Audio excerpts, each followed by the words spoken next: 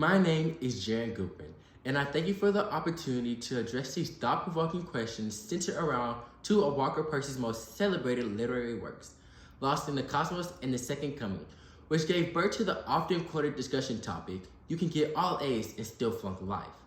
My realization of who human beings are is centered on biblical truth. At a very young age, I was consistently reminded that I am a creation of God. Genesis 1:27 says, God created man in his image. In the image of God, he created him. Male and female, he created them. There's also a verse that my dad often uses to remind me of my status in God's kingdom that also reconfirms man's identity. Psalms 8:5 declares that God made man a little lower than the angels and crowned him with glory and honor. So human beings are royal creations of God. To know our mission in life, I refer back to the book of Genesis. In Genesis 1:28, God tells us to be fruitful and multiply.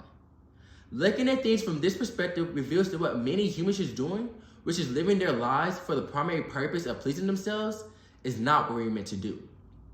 And being fruitful, we should be adding something beneficial to others in a way that will glorify God and grow his kingdom. Lastly, a verse that I learned at Awana sums up man's true mission in life. Colossians 3:23-24 says, whatever you do, do it with all your heart as unto the Lord, because it's the Lord whom you serve. Our mission is to serve and glorify God. I definitely agree with Percy that we live in a deranged world, but this derangement comes from man's sinful nature.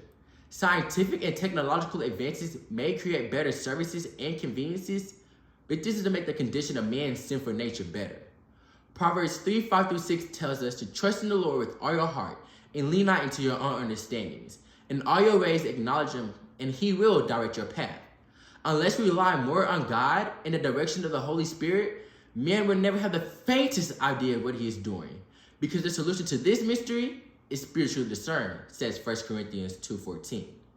My decision to matriculate at Baylor was based on its record of academic excellence and intentionality to create an environment that allows believers to continue to grow in their faith. I am extremely confident in the pre-med component at Baylor's Honors College Great Text program, and Baylor's interdisciplinary core program will thoroughly equip me for success in my desired profession and will also grow me spiritually, emotionally, and mentally through robust discussions regarding theology and global social issues, two of the most important components of who I am. May God continue to bless you and bring you peace. Go Bears.